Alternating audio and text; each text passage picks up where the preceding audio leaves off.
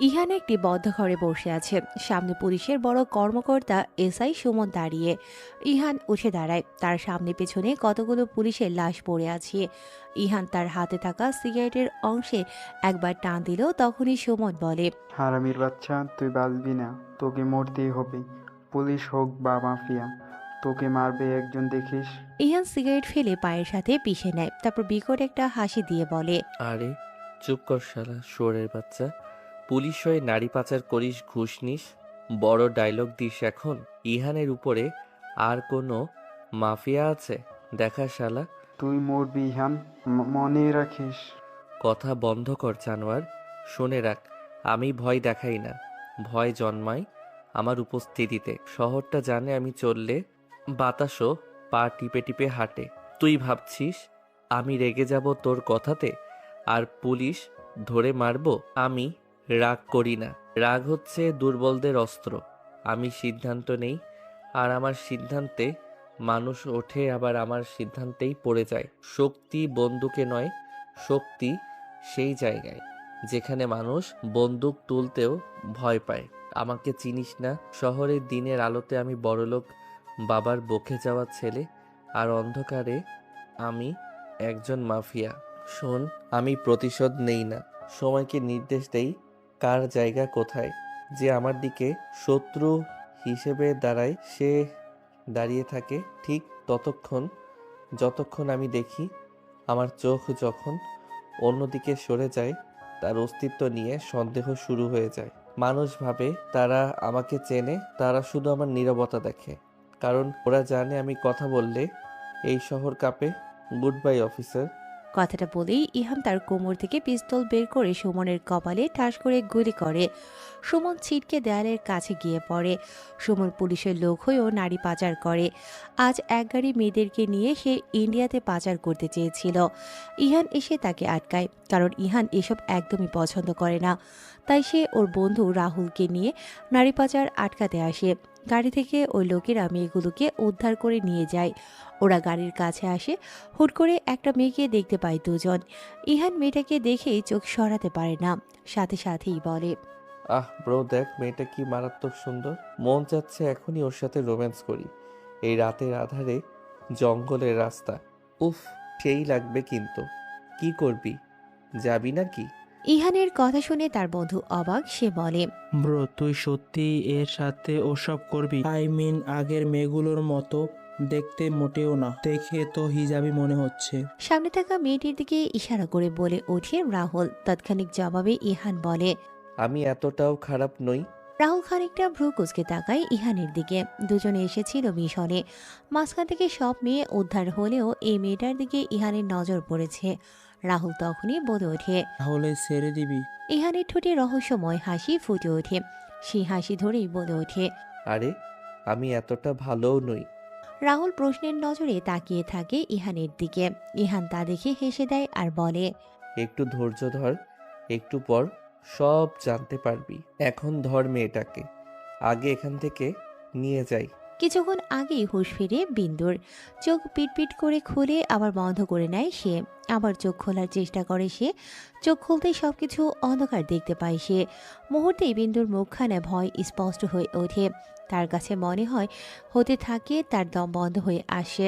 অন্ধকারে মাথার হিজাব টেনে খুলে ফেলে সে। সারা শরীর ঘেমে একাকার হয়ে ওঠে তার।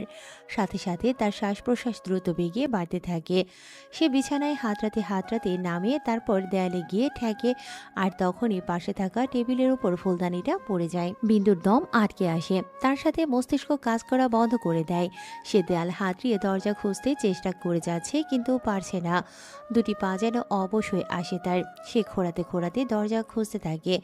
দরজা পেয়েটা টানতে থাকে, কিন্তু বাহির দিক থেকে লাগানো বিধায় পারছে না খুলতে। তার উপর শরীর আর মস্তিষ্কের কথা শুনছে না। ধীরে ধীরে নিস্তেজ হয়ে যাচ্ছে। তারপরও দরজার ধাক্কা দিয়ে যাচ্ছে আর মৃদুস্বরে বলে যাচ্ছে, বিন্দু। কেউ আছো? প্লিজ দরজা খোলো, আমার অন্ধকারে ভয় করে, আমি মারা যাচ্ছি, প্লিজ দরজা খোলো। বিন্দুর এই মৃদু আর্তনাদ যেন সারা ঘরেই তার মতো আটকা পড়ে যায়। রিপিট হতে থাকে তার কানে। ধীরে ধীরে মাটিতে লুটিয়ে পড়ে বিন্দু। তখনই দরজা খুলে যায়, বাহিরের এক ঝলক আলো উকি দিতে থাকে ঘরের ভেতর। বিন্দুর তখনও হালকা চোখ খোলা। সে দেখে একটি ছায়ামূর্তিকে, যে ভেতরে প্রবেশ করে তার পাশে এসে বসে কিছু বলছে, যার আওয়াজ বিন্দুর কান পর্যন্ত পৌঁছায় না। ধীরে ধীরে চোখগুলো আবার বন্ধ হয়ে যায় তার। কি হয়েছে তোমার? এই মেয়ে, চোখ খোলো। কি হয়েছে তোমার? এই, কিছু বলো। হন্তদন্ত হয়ে পড়ে থাকা বিন্দুর মাথাটা কোলে নিয়ে তার গালে হালকা চাপড় দিতে দিতে বলতে থাকে ইহান। বিন্দুর কোনো সারা শব্দ না পেয়ে কোলে তুলে নেয় সে। প্রথমে ইহান বুঝতে পারেনি বিন্দুর জ্ঞান ফিরেছে, মানে সেই হিজাবি মেয়েটা জেগে গেছে। সে তখন পাশের রুমে বসে কম্পিউটারে কিছু কাজ করছিল। পাশের রুমে কিছু ভাঙার শব্দে দৌড়ে আসে সে, আর দরজা খুলে দেখে মেয়েটি মাটিতে পড়ে আছে, তার উপর ঘেমে একাকার। ইহান বিন্দুকে তার রুমে নিয়ে যায়, এসির পাওয়ারও বাড়িয়ে দেয়।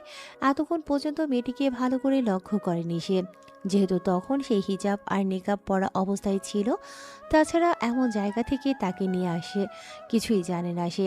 কিন্তু আলোতে মেয়েটির চেহারা দেখতেই ধকধক করে ওঠে তার দিলের মাঝে।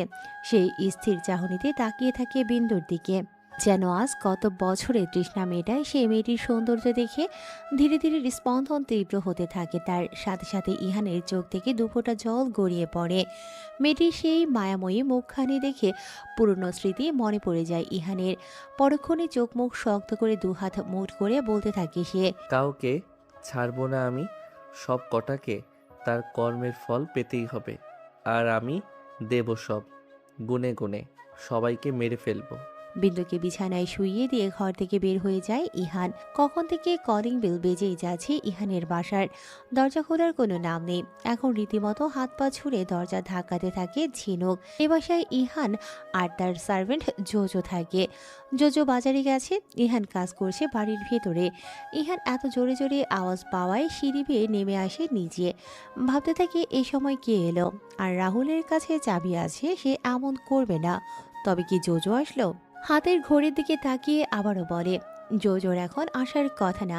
ইহান আর কিছু না ভেবে দরজার কাছে যায়, নয়তো আবার ভেঙে ফেলবে দরজা। দরজা খুলে কিছুটা চমকে ওঠে ইহান। তুমি? বাহিরে দাঁড়ানো মেয়েটি ইহানকে একটু ধাক্কা দিয়ে ভেতরে ঢোকে। সে বলতে থাকে, এতক্ষণ লাগে তোমার দরজা খুলতে? জানো সেই কখন থেকে? কথার মাঝেই একরাশ বিরক্তি নিয়ে ইহান বলে ওঠে, কেন এসেছো? আর আমার ঠিকানা কই পেলে? ভয় পেও না, আমি তোমার কার্ড রেখে দিয়েছিলাম সেদিন রাতে। মেয়েটি ইহানের কাছে ঘেঁষতে থাকে ধীরে ধীরে। ইহান ভ্রুকুচকে তাকায়। মেয়েটি ইহানকে জড়িয়ে শার্টে কিছু খুলে থাকা বোতামের উপর দিয়ে ইহানের লোমহীন বুকে চুমু খেয়ে বলতে থাকে, মনে আছে তোমার সেই রাতের কথা? আমি যে ভুলতে পারিনি তোমার করা কঠোর স্পর্শকে। সেদিন মনে হয়েছিল যেন তোমার মনের রাগ সব আমার উপর দিয়ে শেষ করতে চাইছো। আমি যে তোমার স্পর্শর প্রেমে পড়ে গেছি, আর যে ওই স্পর্শ খুব করে পেতে ইচ্ছে করছে, তাই তো ছুটে এসেছি। ইহান ঝিনুকের কথাতে যতটা না অবাক হয় তার চেয়ে দ্বিগুণ বিরক্ত হয়, যা তার চোখে মুখে স্পষ্ট বোঝা যেতে থাকে। সে ঝিনুককে নিজের থেকে ছাড়িয়ে ঝাটকা মেরে সরিয়ে দেয়।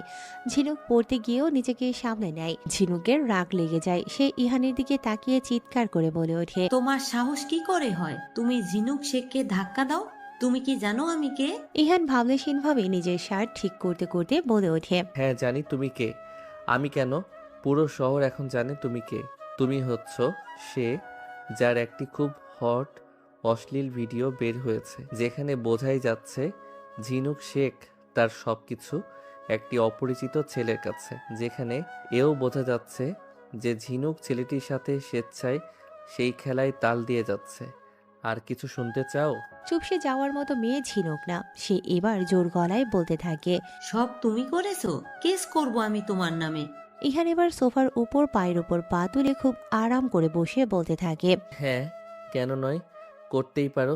কিন্তু যখন তোমার কাছে প্রুফ চাইবে তখন কি করবে আমাকে একটু বলবে দয়া করে? এবার কথা নেই মুখে ঝিনুকের। সে চুপ করে যায় আর ভাবতে থাকে সেই ভিডিওতে যা আছে সবটাতে এ প্রমাণ হয়ে যাবে ঝিনুক স্বেচ্ছায় তার সাথে জড়িয়েছে, আর ইহানকে সেখানে দেখাই যাচ্ছে না। আর দেখা গেলেই হবে আর কি, এখানে দুজনের মত আছে বোঝাই যাচ্ছে। সে এবার নরম হয়ে যায়, ইহানের কাছে গিয়ে বলতে থাকে, প্লিজ আমাকে ফিরিয়ে দিও না। বিশ্বাস করো আমি এত ছেলেদের সাথে ডেটে গেছি, কেউ তোমার মতো সুখ দিতে পারেনি। প্লিজ আমাকে আপন করে নাও। এবার ঝিনুক জোর করে ইহানের ঠোঁট আয়ত্ত করতে চায়। তখনই ইহান উঠে যায় আর ঝিনুককে টানতে টানতে বের করে দেয় ধাক্কা দিয়ে। তারপর চিবিয়ে চিবিয়ে বলে ওঠে, আমি কোনো মেয়ের সাথে দ্বিতীয়বার শুই না, তাও আবার তোমাদের মতো ছেঁচড়াদের সাথে। আর হ্যাঁ, আমার বাড়ির ত্রিসীমানায় তোমাকে দেখলে উল্টো কেস করে দেব। পরে যতটুকু তোমার বাপের সম্মান আছে তাও যাবে। So go to hell. ঝিনুকের মুখের উপর দরজা লাগিয়ে দেয় ইহান। ঝিনুক যেন তা হজম করতে পারে না। সে বাহিরে দাঁড়িয়ে ইহানকে গালাগাল করতে থাকে। না পেরিয়ে পায়ে হিল ছুঁড়ে মারে দরজায়। সে পর্যায়ে সে জুতো জোড়া তুলে বের হয়ে যায় ইহানের বাড়ি থেকে। আর ইহানও দুটো গালি দিয়ে হাসতে থাকে। কিন্তু কেন? ঝিনুকের সাথে ইহানের কি সম্পর্ক? মাসখানেক আগের কথা। ভোর 5টা বাজে। ইহানকে জড়িয়ে ধরে আরামসে ঘুমোচ্ছে কাল রাতের সেই ক্লাবের মেয়ে ঝিনুক। ঝিনুককে নিজের শরীর থেকে সরিয়ে বিছানায় শুইয়ে নেয় ইহান। তারপর এলোমেলোভাবে পরে থাকা কাপড়গুলো গায়ে পরে নেয় সামনের ড্রেসিং টেবিলের আয়নার দিকে তাকিয়ে। আয়নায় ইহান নিজের প্রতিচ্ছবি না দেখে পেছনে গভীর ঘুমে থাকা ঝিনুককে দেখে বাঁকা হাসে আর বলে, কাল থেকে আর কারো বেডে যাওয়ার ক্ষমতা থাকবে না মিস ঝিনুক। ইহান আর পেছনে না তাকিয়ে রুমের দরজা দিয়ে হাত ফোল্ড করতে করতে বের হয়ে যায়। ইহানের চোখে মুখে প্রশান্তির হাসি। সে গাড়ির দরজা খুলে গাড়ির ভেতরে বসে। তারপর গাড়ি স্টার্ট দিয়ে সাঁ করে চলে যায় সে। ওদিকে বিছানায় শায়িত ঝিনুক ঘুমের মাঝে বিছানার ওপর পাশ হাতড়াচ্ছে চোখ বন্ধ করেই। পাশে কাউকে না পাওয়ায় চোখ মেলে তাকিয়ে দেখে তার পাশে কেউ নেই। ঝিনুক উঠে বসে এদিক ওদিক দেখে। না, চলে গেছে ইহান। বেড়া না বলে কেন চলে গেল? দীর্ঘশ্বাস সারি ঝিনুক। তারপর গায়ের মাঝে ভালো করে চাদরটা জড়িয়ে চলে যায় ওয়াশরুমে। ইহান দাঁড়িয়ে আছে একটি ঘরের ভেতরে। আর কটা বাকি? প্রশ্নটা শুনতে পায় ইহান। ইহানের পেছন থেকে রাহুল বলে ওঠে, দেয়ালে লাগানো অনেকগুলো মেয়ের ছবির মাঝে দাগ দেয়া আছে। সবার সাথে ইহানের রোমান্স করা শেষ। বাকি আছে শুধু দুটি ছবি, যার একটি ছবিতে ক্রস করে কেটে দিয়ে ইহান বলে ওঠে, আর একটা, তারপর আমি জিতে যাব। এরপর তোর কষ্ট কিছুটা তো কমবে, নাকি আবার পাগলামি করবি? রাহুলের কথায় ইহান হাসে। রাহুল ইহানের সামনে শ্যাম্পেইনের গ্লাস এগিয়ে দেয়। ইহান সেটা হাতে তুলে নেয়। তারপরে রাহুল গ্লাসটা উঁচু করে বলে ওঠে, আজ কি শাম তেরে জিত কি নাম। ইহানও গ্লাসটি উপরে তোলে আর হাসতে হাসতে বলে, থ্যাঙ্কস ব্রো, তুই না থাকলে এটা কখনোই সম্ভব হতো না। চাপ নিস না, we are friend, best friend. দুজনেই শব্দ করে হাসতে থাকে। সকালে ঘুম ভাঙতেই মাথায় 80 মণ ওজনের বাস এসে পড়ে তুহিনের মাথার উপর। একের পর এক কল এসে যাচ্ছে তার ফোনে। বাহিরে মিডিয়ার জন্য পা রাখতে পারছে না তুহিন শেখ। তিনি মাথায় হাত দিয়ে সোফায় বসে আছে। সামনেই পড়ে আছে কতগুলো খবরের কাগজ, যেখানে ফ্রন্ট পেজে ইয়া বড় বড় করে লেখা, তুহিন শেখের বড় মেয়ে ঝিনুকের ভিডিও ফাঁস তার বয়ফ্রেন্ডের সাথে। টিভি অন করতেই দেখা যাচ্ছে সব চ্যানেলে একই খবর বারবার রিপিট হচ্ছে। পেপারে তো শুধু ছবি দেয়া, কিন্তু টিভিতে ভিডিও সহ দেখাচ্ছে। ঝিনুক দরজা বন্ধ করে তার রুমে বসে আছে। রুমের বাহির থেকে চেঁচিয়ে যাচ্ছেন ঝিনুকের মা বারবার, আর বলছে, কোলাঙ্গার মেয়ে, আজ 40 বছরের সম্মান একবারে মাটিতে মিশিয়ে দিলি। বের হ তুই, তোর চুলের মুঠি ধরে বের করব আমার বাসা থেকে। তখনই ঝিনুকের বাবা তেড়ে এসে ঝিনুকের মার গাল বরাবর কষে থাপ্পড় মেরে বলতে থাকে, মাগি, তোর জন্যই হয়েছে সব। নিজে যেমন ছিলি তেমনই মেয়েকে বানিয়েছিস। স্মার্ট হবে নে, এবার তো স্মার্টের ঊর্ধ্বে। এখন দুইজন মিলে কর গিয়ে মাগিবাজি। তুহিন শেখ কাচের গ্লাস জোরে ছুঁড়ে মারে দেয়ালে। দেয়ালে কাচের গ্লাস ছুঁড়ে মেরে চলে যান তুহিন শেখ। মাথা ফেটে যায় ঝিনুকের মায়ের। মেঝেতে বসে ঝিনুকের মা গালে হাত দিয়ে মরা কান্না জুড়ে তুহিন শেখকে বলতে থাকে, আমি না হয় খারাপ জায়গা ছিলাম, আর তুমি ভুলে গেছো সব 23 বছরের আগের কাহিনী। তারপর উঠে এসে মুখোমুখি দাঁড়ায় তুহিন শেখের আর আঙুল তুলে ফিসফিসিয়ে বলে ওঠে, এসব কিছু রফা দফা করো। ছেলে মানুষের মনে এসেছে, ভুল করে ফেলেছে। যেভাবে হোক আমি আমার মেয়ের শরীরে লাগা দাগ পরিষ্কার দেখতে চাই। তুহিন শেখের বিরক্ত লাগে তার স্ত্রীর কথা শুনে। তিনি প্রতিবার মেয়েকে ছাড় দিয়ে গেছে, কিছুই তো বলেননি। উল্টো তিনি বলে 4-5টা কথা শুনতে হয়েছে তার স্ত্রীর কাছ থেকে। তিনি দীর্ঘশ্বাস ছাড়ে তার স্ত্রীকে তার থেকে কিছুটা ধাক্কা দিয়ে দূরে সরিয়ে দিয়ে বলতে থাকে, আসলেই আমার অতীতের করা কাজের পাপ এখন তো আমারই বইতে হবে। তুহিনের স্ত্রী কিছুই বোঝে না তো দূর। মুখ বেঁকিয়ে আবার মেয়ের দরজায় কড়া নাড়তে থাকে। এদিকে ইহানের সামনে পড়ে থাকা নিউজ পেপার আর সামনের টিভিতে ভিডিওগুলো দেখে বাঁকা হাসি সে। পাশে থাকা রাহুল চায়ের কাপে চুমুক দিয়ে বলতে থাকে, বলতে হবে দোস্ত, মেয়েটি খুব মজাই করেছে কাল রাতে। ভিডিও দেখে মনে হচ্ছে তোর থেকে এনজয়ও বেশি করেছে। হুম।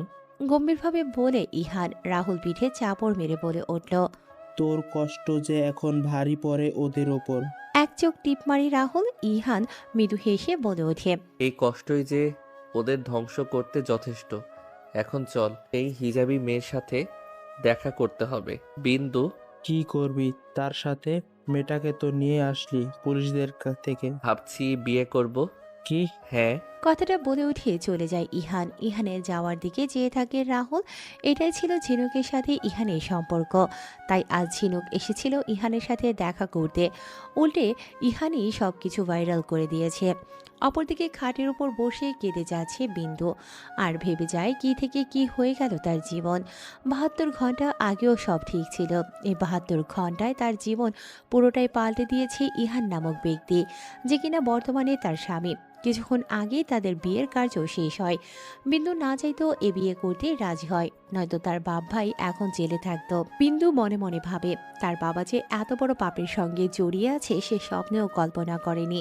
ছোটবেলা থেকেই দেখছে তার বাবা সমাজের চোখে খুব সৎ, ধার্মিক এবং পরোপকারী একজন মানুষ। তার ভাইও বাবার দেখানো পথেই চলে। কিন্তু ইহান এসে যে সত্যিটা সামনে আনে তাতে বিন্দুর পায়ের নিচের মাটি সরে যায়।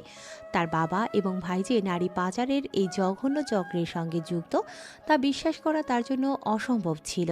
ইহান যখন সমস্ত প্রমাণ তার সামনে রাখে তখন তার অবিশ্বাস করার উপায় থাকে না। ইহান সরাসরি প্রস্তাব দেয়, হয় সে ইহানকে বিয়ে করে তার স্ত্রী হবে, নয়তো তার বাবা ভাইকে সারা জীবন জেলের খানি টানতে হবে। এমন পরিস্থিতিতে বিন্দু কোনো উপায় না দেখে পরিবারের সম্মান বাঁচাতে রাজি হয়ে যায়। কিন্তু এই লোকটার মতো একজন মাফিয়া টাইপের মানুষকে বিয়ে করা যে তার জীবনের কত বড় ভুল তা সে জানে না। তার বাগদত্তা ঋষাদকে সে ভালোবাসে, যাকে এখন সে কোনো উত্তর দিতে পারে না। তার জীবন এখন এক অজানা অন্ধকার সুড়ঙ্গের দিকে এগিয়ে যায়। বিয়ের আগে রাহুলের সাথে ইহান কথা বলে সেই অন্ধকার ঘরে আসে। বিন্দু তখনও বিছানায় শুয়ে ঘুমোচ্ছে। সেই সময় ঘুমন্ত বিন্দুর মুখে এক চোখ পানি ঢেলে দেয় ইহান। চোখে মুখে এভাবে পানি পড়াতে ধরফর করে উঠে বসে বিন্দু। হঠাৎ এমন হওয়ায় হতভম্ব হয়ে যায় বিন্দু। কিছু বুঝে ওঠার আগেই হাতে টান পড়ে তার। হাতের দিকে তাকিয়ে বুঝতে পারে এই কাজটি সামনে থাকা লোকটির। বিন্দু ইহানের এভাবে হাতে টান দেয় যেন রাগ লাগছে। সে সাথে সাথে হাতটা ঝাড়া মেরে সরিয়ে চিৎকার করে বলে ওঠে, আপনার সাহস তো কম না। বলা নেই কওয়া নেই একজন পুরুষ হয়ে অপরিচিত মেয়ের হাত ধরে টানাটানি করছেন। ভদ্রতা জানেন না নাকি? ভদ্রতা জানি, আর এও জানি আমি কোনো পরনারীর হাত ধরি নাই, আমার হবু বউয়ের হাত ধরেছি। কথাটা বলে আবার হাত ধরে বিছানা থেকে টেনে নামায় বিন্দুকে। বিন্দু অবাক হয় ইহানের কথায়। সে বলল, কি যা তা বকে চলেছে। আমি আপনার হবু বউ হব কোন দুঃখে? আর আমার বিয়ে অলরেডি ঠিক হয়ে আছে। ইহান সেদিকে ভ্রুক্ষেপ না করে হাত টেনে যেতে যেতে বলতে থাকে। চলো। বিন্দু এবার আর চেষ্টা করেও হাত ছাড়াতে পারছে না। বিন্দু হাত ছোটাতে ছোটাতে বলতে থাকে, কোথায় নিয়ে যাচ্ছেন? আর আপনি কে? কেনই বা আমাকে নিয়ে এসেছেন? প্লিজ যেতে দিন। কোথায় আমি? ইহান তাকে টানতে টানতে ঘর থেকে বের করে আনে। বিন্দু দেখে তার একটি বিশাল বাংলোর ভিতরে আছে। তার চারদিকে বিলাসবহুল সাজসজ্জা। সিঁড়ি দিয়ে নামার সময় বিন্দু আশেপাশে তাকায়। এই দৃশ্য তার কাছে স্বপ্নের মতো লাগে, কিন্তু বর্তমান পরিস্থিতি তাকে আতঙ্কিত করে। তোমাকে আমার কাছে নিয়ে এসেছি। এখন তুমি তোমার এই হিজাব পরা শান্ত চেহারা আর ওই ভয় পাওয়া চোখগুলো দেখে আমার মন ভরছে না। আমি তোমার জীবনের সব রং কেড়ে নিতে এসেছি। তোমার যে বিয়ে ঠিক হয়ে আছে সেটা ভেঙে গেছে। এখন তুমি শুধু আমার। ইহান শক্ত হাতে তাকে সিঁড়ি দিয়ে নামিয়ে আনে। সিঁড়ির শেষ ধাপে এসে বিন্দু দেখে নিচে আরো কিছু লোক দাঁড়িয়ে আছে, যারা সবাই ইহানের লোক। তাদের সবার চোখে মুখে এক প্রকার ভয় মেশানো সম্মান। ইহান তাদের দিকে একবার তাকায় এবং তার মাথা নিচু করে। বিন্দু ভয়ে কাঁপে। ইহান তাকে টেনে নিয়ে একটা বড় হলরুমের দিকে যায়, যেখানে অনেক দামি আসবাবপত্র সাজানো আছে। প্লিজ আমার হাত ছাড়ুন, ব্যথা লাগছে। বিন্দু মিনতি করে। ইহান তার দিকে তাকায় না, বরং তার হাতটা আরো শক্ত করে ধরে। তোমার ব্যথা এখনই শুরু হচ্ছে মাত্র। অপেক্ষা করো। আমার জীবনের সব কষ্টের প্রতিদান আমি তোমার কাছ থেকে আদায় করব। বিন্দুর মাথা ঘুরে যায়। সে বুঝতে পারে না এই লোকটা কেন তাকে এমন শাস্তি দিতে চায়। তার জীবনের কষ্টের সাথে বিন্দুর কি সম্পর্ক? এই লোকটাকে তো সে চেনেও না। সে দুর্বল পায়ে হাঁটে। তার চোখ দিয়ে অনবরত জল গড়িয়ে পড়ে। তার একমাত্র চিন্তা হলো তার বাবা ভাই কি এখন সত্যি সত্যি মুক্ত, নাকি তাদের সাথেও কোনো খেলা চলছে। সে ইহানকে জিজ্ঞেস করতে চায়, কিন্তু ভয়ে তার গলা দিয়ে কোনো শব্দ বের হয় না। ইহান তাকে হলরুমের মাঝখানে এনে দাঁড় করায়। তারপর তার হাত ছেড়ে দিয়ে গম্ভীর স্বরে ঘোষণা করে, এই যে মহিলাটিকে দেখছো, সে আজ থেকে আমার স্ত্রী, আর এই বাড়িতে তার প্রতিটি নির্দেশ পালন করা হবে। তবে মনে রাখবে, এই বাড়িতে সে কেবল একটি পুতুল, আমার হাতের পুতুল। তার ইচ্ছের কোনো মূল্য নেই। তার কোনো বন্ধু বা আত্মীয়ের সাথে কোনো যোগাযোগ থাকবে না। সে এখন থেকে শুধুই বিন্দু ইহান। বিন্দু তার কথা শুনে হতবাক হয়ে দাঁড়িয়ে থাকে। তার জীবন এক মুহূর্তে অন্য কারো হাতে চলে যায়। সে চোখ তুলে ইহানের দিকে তাকায়। ইহানের চোখে কোনো আবেগ নেই, আছে শুধু এক শীতল প্রতিশোধের আগুন। বিন্দু বুঝতে পারে তার জীবন এখন এক খাঁচার পাখি, যার মুক্তি নেই। ইহানের এবার যেন খুব রাগ লাগছে। সে এবার বিন্দুকে তার বরাবর দাঁড় করিয়ে বলতে থাকে, বিয়ে করতে হবে এখন তোমাকে। বিষম খায় বিন্দু। কিছু বুঝে ওঠার আগেই আবার হাঁটতে শুরু করে ইহান। তখনই বিন্দু তার সকল শক্তি প্রয়োগ করে ধাক্কা মারে ইহানকে। ইহান কিছুটা আনব্যালেন্স হয়ে পড়ে যেতে নেয়, কিন্তু পড়ে না। তখনই বিন্দু বলে ওঠে, আপনি আমার কথা বোঝেন না নাকি অবুঝ আপনি? বারবার বলছি আমার বিয়ে ঠিক হয়ে আছে। আর কে আপনি? এত কিসের অধিকার খাটাচ্ছেন আপনি আমার উপর? খবরদার, আরেকবার আমাকে স্পর্শ করেছেন তো জানে মেরে ফেলবো আপনাকে। আপনি জানেন আমি কে? যদি জানতেন তাহলে আমাকে স্পর্শ করার সাহস পেতেন না আপনি। ইহান এবার হো হো করে হাসিতে মেতে ওঠে। বিন্দু এক ভ্রু উঁচু করে যে ভাবে লোকটি বুঝি পাগল হয়ে গেছে। মুহূর্তেই গম্ভীর হয়ে ওঠে ইহান আর বলতে থাকে, অনেক বলেছ, আর আমিও অনেক শুনেছি। এবার চলো, দেরি হয়ে যাচ্ছে। ইহানের কথায় দুই পা পিছিয়ে যায় বিন্দু। এতক্ষণ পর্যন্ত নিজেকে শক্ত রাখতে পারলেও এখন আর পারছে না সে। কান্না আসছে তার। বুঝতেই পারছে এ লোক খুব তেড়া, এর সাথে সে পারবে না। তবুও সে শেষ পর্যন্ত লড়ে যাবে। তখনই ইহান হুমকির সুরে বলে ওঠে, যদি নিজের বাবা ভাইয়ের ভালো চাও তাহলে চলো।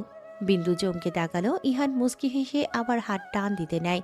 বিন্দু হাত সরিয়ে নেয় আর তাচ্ছিল্যের একটা হাসি দিয়ে বলতে থাকে, আপনি আমাকে ভয় দেখাচ্ছেন? রাহিন সরকারের বোনকে আপনি চেনেন তাদের?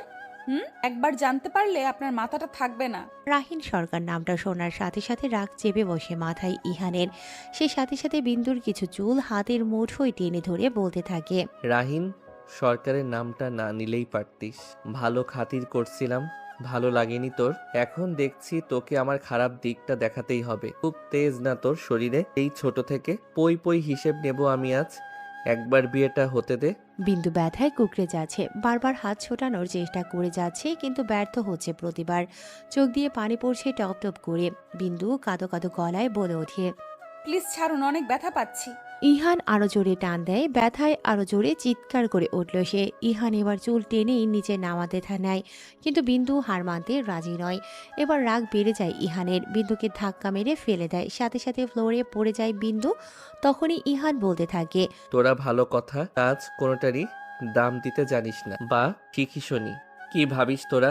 উপরে হাদিস কোরআন দেখাবি আর নিচ দিয়ে পাপ কাজ করে বেড়াবি, কেউ কিছু বলবে না? বিন্দু ফ্লোরে পড়ে হাঁপাতে থাকে। সে দ্রুত উঠে বসার চেষ্টা করে, কিন্তু তার মাথা ঘুরছে। ইহান তার কাছে এগিয়ে আসে। তার চোখে এখন যেন আগুন জ্বলছে। বিন্দু নিজেকে গুছিয়ে নিয়ে দ্রুত উঠে দাঁড়ায়। তার চোখ তখনও জলে ভরা, কিন্তু ভয়ে নয়, এবার তার রাগে। আমি কি পাপ করেছি? আমার বাবা ভাই যা করেছে তার দায় আমি কেন নেব? আর আমার জীবন নিয়ে ছিনিমিনি খেলার আপনি কে? আমাকে যেতে দিন, নইলে আমি চিৎকার করে লোক জড়ো করব। ইহান এবার তীব্র হাসি হাসে, যা বিন্দুর বুকের ভেতর কাঁপন ধরায়। চিৎকার করবে? কাকে ডাকবে তুমি? তুমি এই মুহূর্তে আমার ব্যক্তিগত দ্বীপে আছো। এখানে তোমার চিৎকার শোনার মতো কেউ নেই আমার লোক ছাড়া। আর তোমার বাবা ভাই, তারা এখন নিরাপদে আছে, ঠিক যেমনটা আমি চেয়েছি। তুমি আমার হয়ে গেলেই তারা মুক্ত। তবে মনে রেখো, তাদের মুক্তির একমাত্র চাবিকাঠি তুমি, বিন্দু। ইহান তার কাছে এক পা এগিয়ে আসে। বিন্দু ভয়ে দুপা পিছিয়ে যায়। সে দেয়ালে পিঠ ঠেকায়। তুমি জানো না তুমি কার ক্ষতি করেছো। আমি যা হারিয়েছি তার মূল্য তোমাকে দিতে হবে। তোমার পবিত্রতার মুখোশ আর বেশি দিন থাকবে না। আজ থেকে তোমার জীবন আমার হাতে, তোমার প্রতিটি শ্বাস আমার অনুমতিতে চলবে, তোমার প্রতিটি স্বপ্ন আমার ইচ্ছেতে ভাঙবে। কিন্তু মাথা নিচু করে নেয়। সে বুঝতে পারে এই লোকটি কতটা ভয়ঙ্কর। তার কথায় কোনো ফাঁকি নেই, সবটাই কঠিন বাস্তব। নিজেকে অসহায় মনে হয় তার। তার জীবনে এই লোকটির প্রবেশ তার সমস্ত কিছু কেড়ে নেয়, তার স্বপ্ন, তার স্বাধীনতা, তার ভালোবাসা সব। সে শেষবারের মতো করুণ চোখে ইহানের দিকে তাকায়। আপনি আমাকে মুক্তি দিন। আমি আপনাদের কথা দিচ্ছি, আমি আর কখনো আপনার সামনে আসব না। আমি আপনার কাছে হাত জোড় করছি, প্লিজ। হাত জোর? তুমি? এখন থেকে তুমি শুধু আমার সামনে হাঁটু গেড়ে বসবে, কারণ তুমি আমার। আর মুক্তি, সেটা আমার অভিধানে নেই। এখন চলো, দেরি হচ্ছে। আমি কোনো শুভ কাজ দেরি করে শুরু করি না। ইহান জোর করে বিন্দুর হাত ধরে। এবার বিন্দু কোনো বাধা দেয় না। তার শরীরের সব শক্তি যেন নিমিষেই শেষ হয়ে যায়। সে নীরব পুতুলের মতো ইহানের সাথে হেঁটে যায়। তার চোখে শুধু একরাশ অন্ধকার। তার মাথায় ঘুরতে থাকে তার বাবা ভাইয়ের মুখ। তাদের রক্ষার জন্য সে যে কোনো কিছু করতে পারে। ইহানের কোনো কথার অর্থ বিন্দু বোঝে না, না বোঝারই কথা। বিন্দু বলে ওঠে, কি যাতা বলছেন? ইহান সাথে সাথে দুহাতে তালি বাজায়। সঙ্গে সঙ্গে টিভির স্ক্রিনে বিন্দুর ভাই বাপের ছবি ভেসে ওঠে। ছবিটি দেখে সাথে সাথে হাসি ফুটে বিন্দুর ঠোঁটে। কিন্তু হাসিটা ছিল ক্ষণিকের, যা পর মুহূর্তে আরেকটি ছবি দেখে মিশে যায়। ছবিটিতে দেখা যাচ্ছে তার ভাই কাউকে জবাই করছে, আর তার বাবা সেই লোকটির পা দুটি চেপে ধরেছে। ধপ করে বসে পড়ে ফ্লোরে বিন্দু, আর কাঁদতে থাকে। বিন্দু ভাবতে থাকে তার বাবা আর ভাই আল্লাহওয়ালা মানুষ, তারা এটা কিভাবে করছে। সাথে আশেপাশে অনেক মেয়ে। ছবিটি দেখে ভয় কেঁপে উঠছে বারবার বিন্দু। কি নির্মম ভাবেই না হত্যা করছে লোকটিকে। তখনই ইহান বলে ওঠে, বিয়ে করবে নাকি জেলের ভাত খাওয়াবো তোমার রাহিন ভাইকে? চলো চলো চোখে তাকায় ইহানের দিকে বিন্দু আর বলল। আপনি মিথ্যা বলছেন না? ইহান মাথা নাড়ে। সে বলে, না, এমন অনেক প্রুফ আছে তোমার পরিবারের অ্যাগেনেস্টে। এখন তোমার হাতে সব। আমি নিচে যাচ্ছি। 10 মিনিটের নিচে না আসলে এসব কিছু আমি পুলিশের কাছে পাঠিয়ে দিব। কথা শেষ করে বের হয়ে যায় ইহান। ঠোঁটে তার বাঁকা হাসি। ইহান যেতেই হাউমাউ করে কেঁদে ওঠে বিন্দু। তার বাবা ভাই এমন হবে ভাবতে পারেনি সে। কতই না গর্ব ছিল তাদের নিয়ে। সব ভেঙে চুরমার। আর যাই হোক, ভালোবাসে তাদের। জেলে দেখতে পারবে না সে। নিজের মনকে বুঝিয়ে নিচে নেমে আসে বিন্দু। নিচে কাজী এসে বসে আছে। বিন্দু যেতেই রীতিনীতি মেনে বিয়ে হয়ে যায় বিন্দুর। কাজীকে রুহুল নিয়ে চলে যায়, আর ইহান বিন্দুর হাত চেপে ধরে টেনে নিয়ে যায় তার ঘরে, আর ধাক্কা দিয়ে ফেলে দেয় বিছানায়, আর বলতে থাকে, কি এইটুকুতেই তেজ ফুরিয়ে গেল? এখনো সাপ নাচনি বাকি আছে। এভাবে তাকিও না সোনা, বুকে লাগে খুব। যাও, রাতের জন্য তৈরি হয়ে নাও। আজ তো আমাদের বাসর রাত। ইহানের দিকে ঘৃণা নিয়ে তাকিয়ে থাকে বিন্দু। ইহান মুচকি হেসে চলে যায়। এটাই ছিল বিন্দু আর ইহানের বিয়ের ঘটনা। ইহান ছদ্মবেশী একজন পাওয়ারফুল মাফিয়া, তবে তা গোপনেই করে থাকে। যারা জানে মাফিয়া সে, তারা কেউ বেঁচে নেই। সেই তখন থেকে বিছানায় বসে কেঁদে যাচ্ছে বিন্দু। বিন্দু জানে তার আর কোনো পথ খোলা নেই। এই লোকটির হাতে সে এখন বন্দী। তার জীবন, তার ভবিষ্যৎ সবকিছু এখন এই নির্মম লোকটির খেয়াল খুশির উপর নির্ভর করে। সে নীরবে নিজের কপালের দোষ দেয়। কেন তার জীবনে এমন হলো? সে তো কারো কোনো ক্ষতি করেনি। তার বাবার পাপের শাস্তি কেন তাকে পেতে হবে? সে তার জীবন থেকে পালিয়ে যেতে চায়, কিন্তু জানে এই দ্বীপের মতো জায়গা থেকে পালানো অসম্ভব। সে কেবল সৃষ্টিকর্তার কাছে প্রার্থনা করে, আর সন্ধ্যা হয়ে আসে। বিন্দুর এদিকে ছটফটানি বাড়ছে। তখনই আজান দেয় সন্ধ্যার। বিন্দু হাত মুখ ধুয়ে অজু করে নামাজ পড়ে নেয়। তারপর দোয়া করতে বসে। অনেক দুর্বল থাকায় জায়নামাজেই শুয়ে থাকে বিন্দু। জায়নামাজকে আঁকড়ে ধরে সে যেন কোনো এক আশ্রয় খুঁজে নিতে চায়। বাইরের পৃথিবীতে তার আর কোনো নিরাপদ স্থান নেই। সময় গড়িয়ে রাত প্রায় 12টা। বিন্দু হয়তো অজান্তেই কিছুটা তন্দ্রাচ্ছন্ন হয়ে পড়ে। শরীরে কারো ঠান্ডা হাতের স্পর্শ পেয়ে শিহরিত হতে থাকে বিন্দু। স্পর্শ গভীর হতেই জেগে যায় বিন্দু। চোখ মেলে ইহানকে দেখে উঠে যেতে নেয় বিন্দু। দুর্ভাগ্য বিন্দুর, সে পারে না, কারণ তার হাত পা চারদিক দিয়ে বাঁধা খাটের সাথে। বিন্দু মিনতির সাথে বলতে থাকে, প্লিজ আমাকে ছেড়ে দিন, আমার কোনো ক্ষতি করবেন না। ইহানের যেন সেদিকে খেয়াল নেই। নেশাগ্রস্তের মতো সে বিন্দুর পায়ে তার ঠান্ডা হাত দিয়ে ছুঁয়ে দিয়ে যাচ্ছে বারবার। তার স্পর্শে বিন্দুর সারা শরীর কেঁপে ওঠে। ভয়ে তার মুখ দিয়ে কোনো শব্দ বের হয় না। তার শরীর স্থবির হয়ে আছে। তার চোখ দিয়ে শুধু জল গড়িয়ে পড়ে। ভয় পেও না সোনা, এটা তো শুরু মাত্র। আজ রাতটা তোমার জীবনের সবচেয়ে স্মরণীয় রাত হবে। আমি তোমাকে আমার সবটুকু দেব, যা তুমি কল্পনাও করনি। ইহান ফিসফিস করে বলে, তার কণ্ঠস্বর গভীর এবং মায়াবী, যা বিন্দুকে আরো আতঙ্কিত করে তোলে। বিন্দুর কাছে এই কণ্ঠস্বর কোনো ভালোবাসার শব্দ নয়, বরং একটি বিষাক্ত সাপের ফোঁস শব্দ মনে হয়। ধীরে ধীরে ইহানের হাত উপরে উঠতে থাকে আর স্পর্শগুলো গাঢ় হতে থাকে। বিন্দুর শরীর তখনও বাধা, কিন্তু তার মনের ভেতরে এক তীব্র বিদ্রোহ শুরু হয়। সে শেষ চেষ্টা হিসেবে জোরে মাথা ঝাঁকিয়ে ইহানের হাত থেকে নিজেকে মুক্ত করার চেষ্টা করে, কিন্তু কোনো লাভ হয় না। ইহান বিন্দুর কাছে ঝুঁকে আসে, তার চোখ দুটি অন্ধকারে জ্বলজ্বল করছে, যেন কোনো শিকারী তার শিকারের কাছে আসে। ঠিক তখনই বিন্দুর পায়ের কিছুটা উপরে একটা শুকনো ক্ষত দেখে থেমে যায় ইহান। বোঝাই যাচ্ছে ক্ষতটা অনেক পুরনো। কিছু স্মৃতি চোখের সামনে ভেসে ওঠে ইহানের, সাথে সাথে চোখ ঝাপসা হয়ে যেতে থাকে তার। এদিকে হঠাৎ ইহান থেমে যাওয়ায় বিন্দু আল্লাহর কাছে শুকরিয়া করে যাচ্ছে বারবার। তারপরও ভয় করছে, কারণ সে বুঝতে পারছে না এই লোকটির মতিগতি। তখনই ইহান নিজেকে সামলিয়ে বলে ওঠে। এটা কিসের চোট? সামনে দাঁড়ানো ইহানের এত ঠান্ডা কণ্ঠ শুনে অবাক হয় বিন্দু। সে কাঁদতে কাঁদতে কণ্ঠে বলে ওঠে, কিছু আপন মানুষের দেওয়া শেষ চিহ্ন। আবার কেঁদে ওঠে বিন্দু, কিন্তু এবারের কান্নাটা ভিন্ন। এই কান্নায় কেবল কষ্ট নয়, গভীর শূন্যতা মিশে আছে। বিন্দুর কথাটা ইহানের মনে লাগে। সে সাথে সাথে উঠে বিন্দুর দু হাত পায়ের বাঁধন খুলে চলে যায়। বিন্দু সেখানেই শুয়ে চিৎকার করে কাঁদতে থাকে, কিন্তু এই কান্না যেন ইহানের করে যাওয়া টর্চারের নয়, হারিয়ে ফেলা কোনো অতীতের। দুজনেই দুদিকে কাছে, দুজনের দুঃখ যেন এক। মনে পড়ে যাচ্ছে সেই ছোট্টবেলার কথাগুলো, হাসি খুশি ভরা জীবনের কাহিনীগুলো, ইহানের অতীতের স্মৃতি।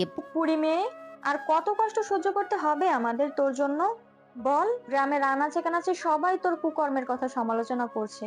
কেন যে তোকে জন্ম দিলাম, জন্মের সময় কেন যে 2 টাকা দিয়ে ব্লেড এনে তোর গলায় বসাইনি, আসলেই সব দোষ আমার। আজ আর তোকে বাঁচিয়ে রাখবো না। জোরে চিৎকার করে কথাগুলো বলেই ইহানের মা তার মেয়ে মারিয়াকে তাদের রান্নার জ্বলন্ত চুলা থেকে খড়ি বের করে মারিয়ার হাতে লাগিয়ে দেয়। ও মা গো, বলে জোরে আর্তনাদ করে ওঠে মারিয়া। তখনই পাশের বাড়ির কিছু মহিলা দৌড়ে আসে মারিয়ার বাড়িতে। কিছু মহিলা মারিয়ার হাতে পানি দেয়, আর কিছু মহিলা মারিয়ার মাকে আটকিয়ে রাখে। নিজেকে ছাড়ানোর চেষ্টা করতে করতে মারিয়ার মা বলে ওঠেন, ছাড়েন আপা, আজ এই মুখ পুরিরে আমি মাইরা ফেলবো, নয়তো আমি মরবো। দিকে 17 বছরের মারিয়া থরথর করে কাঁপছে তার মার এই অবস্থা দেখে, আর তার ঝলসে যাওয়া হাত আরেক হাতে ধরে মাটিতে বসে কান্না করে যাচ্ছে সে। মারিয়ার মাথায় কিছু ঢুকছে না। সেই তো সকালে ধোয়া ওঠা গরম ভাত ফু দিতে দিতে খাইয়ে আদরের সহিত স্কুলে পাঠালো। স্কুল থেকে আসতে না আসতেই এসব শুরু হয়ে গেছে। আজ তার মার এমন ভয়ানক রূপ দেখে যেন শকে চলে গেছে সে। তার পাশেই তার 7-8 বছরের ছোট ভাই ইহান জড়িয়ে ধরে কেঁদে যাচ্ছে। বলে পাশের চাপ কল থেকে চেপে এক জগ ঠান্ডা পানি এনে মারিয়ার মার মাথায় ঢাললেন, আরও একটু খাওয়ালেন। এরপর যে যার বাসায় চলে যায়। রয়ে যায় মারিয়ার মা মারিয়া ও তার ভাই ইহান। ফ্যালফ্যাল চোখে একবার মায়ের দিকে তো একবার বোনের দিকে তাকাচ্ছে ছোট্ট ইহান। সেদিনটি কোনো রকম পার হয়ে যায়। মারিয়া নিজের ভাইকে নিয়ে ঘরে এসে হাত মুখ ধুয়ে খাইয়ে ঘুম পাড়িয়ে দেয়। তখনই ইহানের মা ঘরে আসেন, মারিয়াকে ধরে হাউমাউ করে কেঁদে দেন।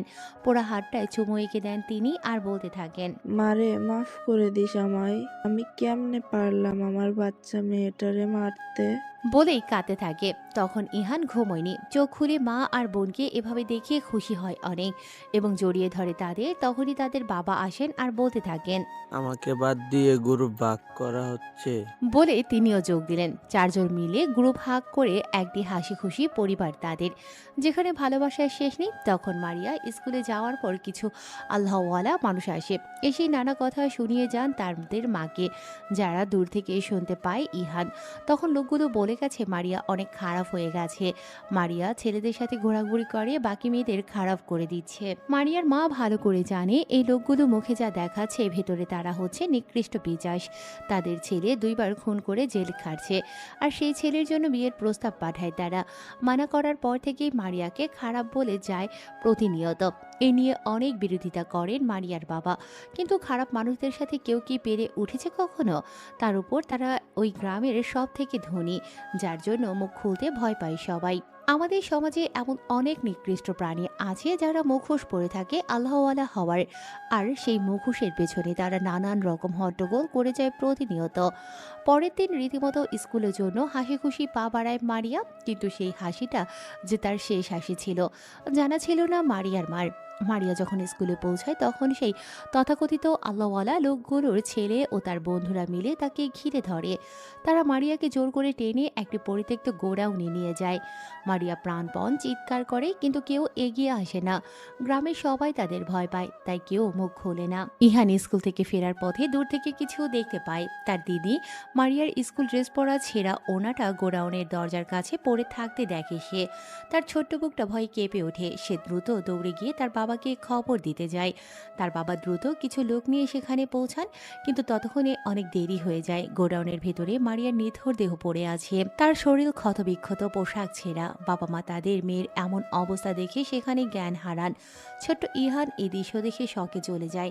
সেই দিনে সেই নির্মম দৃশ্য ইহানের চোখে এখনও লেগে আছে। সেই লোকগুলো মারিয়ার উপর যে অকথ্য নির্যাতন চালায়, তার ফলস্বরূপ মারিয়া আর এই পৃথিবীতে থাকে না। কিন্তু গ্রামের ক্ষমতাশালী লোকগুলোর প্রভাবে এই ঘটনার কোনো বিচার হয় না। পুলিশকে টাকা দিয়ে কিনে নেয় তারা। মামলা ধামাচাপা পড়ে যায়। সেই লোকগুলো বুক ফুলিয়ে ঘুরে বেড়ায়, আর মারিয়ার পরিবার গ্রাম ছেড়ে শহরে চলে আসতে বাধ্য হয়। সেই দিন থেকে ইহানের মনে প্রতিশোধের আগুন জ্বলতে শুরু করে। তার সেই নরম সরল হাসি খুশি জীবন চিরতরে শেষ হয়ে যায়। তার দিদির দেয়া সেই আঘাতের চিহ্ন, যেটা জ্বলন্ত খড়ির আঘাতে হয়েছিল, সেই রকম চিহ্ন আজ বিন্দুর পায়ে ইহান দেখেছে, যা ইহানের অতীতের স্মৃতিকে জাগিয়ে তোলে। আর আজ ইহান বুঝতে পারে সেই চোরের দাগটা কোনো আপনজনের দেয়া চিহ্ন নয়, বরং বণ্ডিত এক কষ্টের স্মৃতি। ইহান সিগারেট চালায়, জানালার পাশে বসে ভাবতে থাকে তার বোন মারিয়ার কথা। সে আবার ভাবে সেদিন স্কুল ছুটি হয় 5টায়, এখন বাজছে রাত 7টা।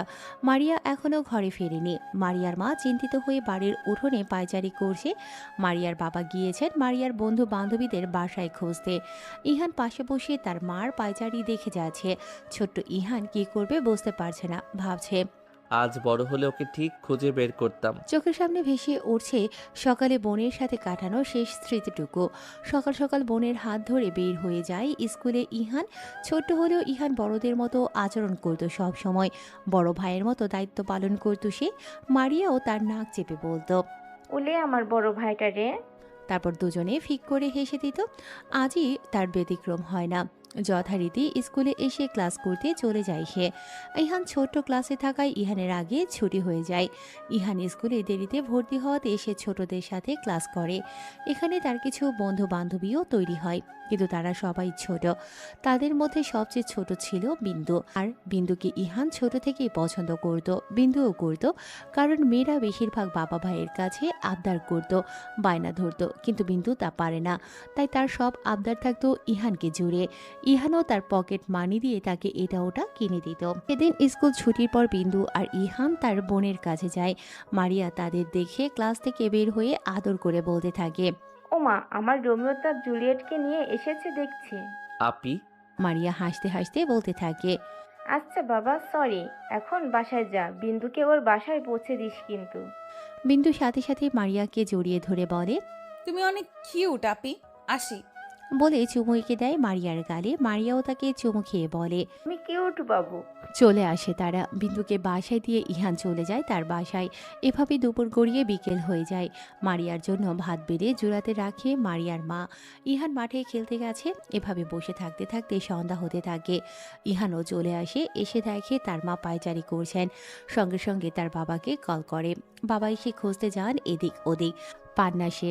শেষে ঘরে ফিরে আসেন মারিয়ার বাবা। এভাবে কেটে যায় 7 দিন। ইহানদের বাড়ি যেন শুনশান নীরবতায় পরিণত হয়েছে। মারিয়াকে না পেয়ে বেহাল অবস্থা তাদের। পুলিশে রিপোর্ট করেন তারা। পুলিশও কিছু জানাতে পারে না, সত্যি বলতে জানাতে চায় না। কেউ তো আর সেদে সেদে তার জান খোয়াতে যাবে না। ইহানের পরিবার পুরোপুরি ভেঙে পড়ে। তারা জানা সত্ত্বেও কারা এমন করেছে কোনো পদক্ষেপ নিতে পারছে না, কারণ তাদের কাছে প্রমাণ নেই। এর মাঝে ইহানের বাবা বার কয়েক রাহিন সরকারের বাড়িতে গিয়ে হাত পা ধরছেন, কিন্তু তারা তাকে অপমান করে বের করে দিয়েছেন, যা ইহানের খুব গায়ে লেগেছিল। সেদিন বিকেলে ইহান পুকুর ধারে বসে রাগে ইট ছুঁড়ছিল। তখনই ছোট্ট পায়ে হেঁটে হেঁটে বিন্দু এসে তার পাশে বসে। বিন্দুকে দেখে রাগ যেন আরো বেড়ে গেল, তবুও চুপ করে বসে রইল। তখনই পাশ দিয়ে একটা বেলুন ওলা যাচ্ছিল। ছোট্ট বিন্দুর ঠোঁটের কোণে হাসি উকি দিল। সে সাথে সাথে ইহানকে ঝাঁকি দিতে থাকে। তখন আর ইহান তার রাগ ধরে রাখতে পারল না। বিন্দুকে ধাক্কা মারল জোরে, আর সে পায়ে অনেক ব্যথা পায় আর জোরে কাঁদতে লাগলে। ইহানের যখন হুঁশ হয় তখন দেখে বিন্দুর পা থেকে রক্ত পড়ছে। ইহান বিন্দুর কাছে ধরতে গেলে বিন্দু বলে ওঠে, ভাইয়া তুমি খুব পচা, আমাকে মারলে, দেখো রক্ত পড়ছে, আমি আর কথা বলবো না তোমার সাথে। চলে যায় বিন্দু সেখান থেকে। সেদিন ছিল ইহানের সাথে বিন্দুর শেষ দেখা। ৮ দিনের মাথায় ইহানদের বাসায় একটি কল আসে হাসপাতাল থেকে। কলটি রিসিভ করতেই থমকে যায় ইহানের বাবা। চোখ দিয়ে গড়গড় করে পানি পড়তে থাকে তার। দৌড়ে হাসপাতালে ছুটে চলেন তিনি। তার পেছনে যায় ইহানের মা আর ইহান। সরকারি হাসপাতালের একটি নোংরা বেডে শুয়ে আছে মারিয়া। তাকে দেখে ইহানের বাবা মা দুজনেই স্তব্ধ হয়ে দাঁড়ান। তাদের সুন্দর মেয়েটার চেহারা বিধ্বস্ত হয়ে আছে। তখনই পাশের ডক্টর এসে বলতে থাকেন, ইহন আপনারা? ইহানের বাবা কোনো রকম নিজেকে সামলিয়ে বলে ওঠে, ও আচ্ছা, আপনি একটু আসুন আমার সাথে বাহিরে। ডক্টরের পেছনে গেলেন ইহানের বাবা তার চেম্বারে। ডক্টরের কথা শুনে কান গরম হয়ে গেল ইহানের বাবার। নিজের মেয়ের এই অবস্থা কেউ মানতে পারে না, তিনিও পারছেন না। তখন ডক্টরের চেম্বারে যেতেই ডক্টর বলতে থাকেন, আপনার মেয়েকে রেপ করা হয়েছে। শুধু রেপ না, নানাভাবে শারীরিক টর্চার করা হয়েছে। তার শরীরে সিগারেট দিয়ে পোড়ানোর দাগ আছে, তার সাথে মোম গলে ফেলা হয়েছে আপনার মেয়ের শরীরে। ওর অবস্থা বেশি ভালো না, সে বাঁচবে কিনা আমরা বলতে পারছি না। সে মানসিকভাবেও ভেঙে পড়েছে। সেখানেই ফুপিয়ে কেঁদে ওঠেন ইহানের বাবা। কোনো বাবা মা চায় না তার মেয়ের এমন অবস্থা হোক। সেদিন তিনি মেয়েকে ঘরে নিয়ে আসেন। হাসপাতালে চিকিৎসা শেষ, তাকে এখন ভালো পরিবেশ দরকার সেরে ওঠার জন্য। কিন্তু মারিয়ার অবস্থা আরও খারাপ হচ্ছে। এর মাঝে থানায় রাহিন সরকার আর তার বাবার নামে জিডি করতে গেছেন কয়েকবার, কিন্তু জিডি তারা লিখছেন না। কারণ জিজ্ঞাসা করলে বলছে প্রমাণ দিতে, যা তাদের কাছে নেই। হতাশ হয়ে বাড়ি ফিরতে আসতো তিনি। সব রাস্তা যখন ধীরে ধীরে বন্ধ হয়ে যাচ্ছিল তখনই একটি আশার আলো দেখতে পায় তারা। সেদিনের আশার আলো নিয়ে এসেছিল একটি ফোন কল। ইহানের বাবার চোখ মুখ উজ্জ্বল হয়ে ওঠে সেদিন। শান্তির নিঃশ্বাস ফেলে পুলিশের কেস করেন ইহানের বাবা। এবার পুলিশেরা কাচুমাচু হয়ে দাঁড়িয়ে সালাম করতে করতে কেসটি লেখে। মারিয়ার স্টেটমেন্ট নিয়ে তারা আরও অবাক হয়। তাদের সাথে আরও দুজন জড়িত আছে শুনে। কেস করার ঠিক মুহূর্তের মধ্যে আসামিদের হাজির করে হাজতে ভরা হয়। সবকিছু মুহূর্তেই জাদুর মতো কাজ করে চলে। কেস এখন আদালত পর্যন্ত আনা হয়েছে। পরশু তার ডেট। দিনগুলো কোনো রকমে কেটে গেল। বিপত্তি ঘটল আগের দিন। তখন ইহানের মা উঠোন ঝাড় দিয়েছিলেন। হুট করে দুজন মহিলা ফুল বোরকা, হাত মোজা, পা মোজা পরা বাড়ির ভেতরে ঢোকে। ইহানের মা তাদের দেখে খুব বিরক্তি প্রকাশ করেন আর বলতে থাকেন, কি চাই? মহিলাদের মাঝে একজন মহিলা তার নেকাব তুলে কোনো ভনিতা না করে বলতে থাকেন, তোমাগো মতো মানুষদের কাছে কি আর চাইতে পারি? তাই তোমার ওই ধর্ষিতা মায়ের লাগে আমার পোলার বিয়ার প্রস্তাব আনছে। কেউ তো আর বিয়া করব না। ইহানের মায়ের মাথায় যেন রাগ চেপে বসে। তিনি জবাবে সুরে বলতে থাকেন, আমার মেয়েরে আমরা কি করব তা আপনাদের ভাবতে হবে না, আপনারা যেতে পারেন। মহিলারা যেন খেপে গিয়ে বলতে থাকেন, তোমাগো কারণে আমার পোলাটা জেলে না হয় ভুলে কইরা ফেলছে। তাই কি আমগো মতো ফারেজগার ফ্যামিলি গ্রামে আর কয়টা পাইবা? তাও তোমাদের ভাগ্য আমার পোলা বিয়া করতে চায়। ইহানের মা এবার তেরে গিয়ে বলেন, অনেক শুনেছি আপনাদের কথা, যান বের হন আমার বাসা থেকে। ছেলেকে বাঁচাবার জন্য এত কাহিনী ভুলে যাবেন না। আপনার ছেলের জন্য আমার মেয়ের এই অবস্থা। আপনারও একটি মেয়ে আছে, আল্লাহ না করুক তার সাথে এমন হলে কি করতেন? গলা টিপ্পা মাইরা লাইতাম, অমন মেয়ে ঘরে তুলতাম নাকি জীবনে? আপনারা পারতেন, তা আমার জানা আছে। নিজে এক নারী হয়ে অন্য নারীর পীড়ন বুঝতে পারেন না, সে যে কেমন মহিলা তা আমার জানা আছে। বের হন আমার বাড়ি থেকে, না হয় ঘাড় ধাক্কা দিয়ে বের করব আপনাদের। মহিলাটি পান মুখে পুড়িয়ে বলতে থাকেন, কামটা ভালো করলে না, এরপর যা হইব আমাগো আর দুষতে পারবা না। চলে গেলেন তারা। ইহানের মা সেখানেই কাঁদতে লাগলেন। সেদিনই বিকেলের দিকে আসামিদের পরিবারের আরও কিছু লোকজন আসে টাকার অফার করে কেস তোলার জন্য, কিন্তু রাজি হন না তারা। দেখতে দেখতে কেসের দিন এসে যায়। সেদিন হাজির হয় সব প্রুফ নিয়ে রুহুল। তিনি বড় অ্যাডভোকেট, তার সাথে বাল্যকালের বন্ধু ইহানের বাবার। তার সাহায্যে এতদূর এগিয়েছে তারা। সব প্রুফ জমা দেওয়া হয়। দুদল অনেক বিতর্কে জড়ান। তার মাঝে মারিয়ার তলপেটে খুব পীড়ন অনুভব হয়, যা কদিনে অনেকবার হয়েছে। মারিয়া সেখানে কান্না করতে থাকে, তাই রায় জানাবে কাল বলে শেষ করে দেয় সেদিনের মতো। মারিয়াকে হাসপাতাল থেকে দেখিয়ে বাসায় আনা হয়, আর রুহুল নিজেও এসেছেন তাদের বাসায়। খালি হাতে এসেছেন বলে তিনি ইহানকে নিয়ে বের হয়ে যায় বাজারের দিকে। আজ বাজারের দিন বলে গ্রামে এতটা মানুষের উপস্থিতি নেই বলেও চলে। বাজার থেকে অনেক কিছু নিয়ে বাড়ি ফিরতে সন্দেহ হয়ে যায় তাদের। এসে দেখে পুরো বাড়িতে আগুন লেগে গেছে, ভেতরে কেউ থাকলে এতক্ষণে পুড়ে ছাই। ছোট্ট ইহান দৌড়ে ভেতরে যেতে নেয়, তখনই রুহুল আটকায় তাকে। ইহান কান্না করতে করতে সেখানে যেতে চায় বারবার। নিজের বাবা মা বোনকে এভাবে আগুনে পুড়ে যেতে দেখে সইতে পারছে না ইহান। চিৎকার করে কেঁদে যাচ্ছে সে। চোখের সামনে এমন মর্মান্তিক ঘটনা সইতে পারেনি। ছোট্ট ইহান জ্ঞান হারায় সে। তখনই কিছু লোক দৌড়ে বাড়ির পেছন থেকে আসে। তা দেখে রুহুল ইহানকে নিয়ে সেখান থেকে পালিয়ে যান। তারপর তাকে তার সাথে ঢাকা নিয়ে আসেন। জ্ঞান ফেরার পর থেকে ইহান আর কাঁদেনি, কেমন শক্ত হয়ে যায়। রুহুলের ছেলে ছিল রাহুল, ইহানের সমবয়সী। রুহুলের স্ত্রী ইহানকে আপন করে নেন। বড় হয়ে ওঠে তাদের কাছে ইহান। ইহানের হাতে থাকা সিগারেট পুড়ে শেষ হয়। সে এতক্ষণ তার অতীতের কথা ভাবছিল। এমন সময় হঠাৎ কলিং বেল বাজতেই হুঁশে ফেরে ইহান। সে ড্রয়িং রুমে ঘুমিয়ে পড়েছিল। গেট খুলতেই একটা পেপার পেল, বুঝতেই পেরেছে দারোয়ান দিয়ে গেছে। পেপার হাতে নিয়ে সোফায় বসল। পেপার খুলতেই একটি হেডলাইন দেখে ঠোঁটের কোণে হাসির রেখা চওড়া হয়ে ওঠে, যেখানে বড় বড় করে লেখা, রাহিন সরকারের বোন তার নাগরের সাথে পালিয়েছে। যে নিজের বোনকে সামলাতে না পারে সে এই দেশকে কিভাবে সামলাবে। এমন আরও অনেক কথা লেখা আছে। আসলে রাজনৈতিক জায়গাটা এমনই, যেখানে নেতাদের হাঁচি কাশি দিলেও ছাড়ে না। আর তো বোন পালিয়েছে। আজ ইহান খুব খুশি। সব মিলিয়ে কত হেনস্থাটা না করেছে বিন্দুর ভাইকে। ইহান পেপার রেখে নিজের রুমের দিকে পা বাড়ায়। বিন্দু এখনো ঘুমোচ্ছে। ঘুমোবেই না কেন, সারা রাত কেঁদে কেঁদে কাটিয়েছে। সকালের দিকে তার চোখটা লেগেছে। বিন্দুর ঘুমটি যেন ইহানের পছন্দ হচ্ছে না। কিভাবে সে চিন্তামুক্ত হয়ে ঘুমোচ্ছে। ইহান কতক্ষণ মাথার চুল টেনে এদিক ওদিক তাকালো, তখন তার চোখ গেল বিন্দুর শরীরের দিকে। কাপড় ঠিক নেই, তার পেট থেকে কামিজটা সরে গেছে। ইহানের হঠাৎ তার বোন মারিয়ার কথা মনে পড়ে। সাথে সাথে চোখ মুখ শক্ত করে। পাশে থাকা জ্বলন্ত মোম এনে বিন্দুর পেটের কাছে হেলে ধরে। জ্বলন্ত মোম গলে গলে বিন্দুর পেটে ফোঁটা ফোঁটা পড়তেই বিন্দু চিৎকার করে উঠে বসে। বিন্দু ইহানের দিকে তাকিয়ে দেখে ইহান জ্বলন্ত মোমবাতি নিয়ে দাঁড়িয়ে আছে। বিন্দুর পেটে জ্বালা করছে খুব। বিন্দু চিৎকার করে বলে ওঠে, আপনি মানুষ, এমন করলেন কেন? কি করেছি আমি? ইহান মোমটা তার জায়গায় রেখে বিন্দুর গালে চেপে ধরে বলতে থাকে, কি করিসনি সেটা বল। তোরা আমার সুখ শান্তি সব কেড়ে নিয়েছিস, আর এখন আরাম করে ঘুমাচ্ছিস। তা কেমনে হতে দেই বল। মুখটা ঝাড়া দিয়ে সরিয়ে দিয়ে বলতে থাকে, কাউকে ছাড়বো না আমি। বিন্দুর মুখের উপর আঙুল তুলে বলতে থাকে, মাইন্ড ইট। চলে যায় ইহান। বিন্দু আবার কাঁদতে লাগে বসে। আয়নার সামনে একটি তোয়ালে পেঁচিয়ে দাঁড়িয়ে নিজের শরীর খুঁটিয়ে খুঁটিয়ে দেখতে ব্যস্ত ঝিনুক, আর ভাবছে, কি নেই আমার, উল্টো সবার থেকে দেখতে অনেক আকর্ষণীয় আমি। যে কোনো সুদর্শন ছেলে আমার সাথে যেতে চায় একবার না শতবার। কিন্তু ইহান, ওর আমার প্রতি কেন টানই নেই? কেন?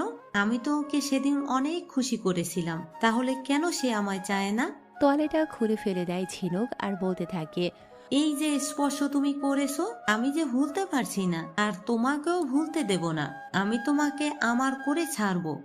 সকাল থেকে ইহানের কোনো নামগন্ধ পাচ্ছে না বিন্দু। তাই ধীরে ধীরে নিচে নেমে আসে সে।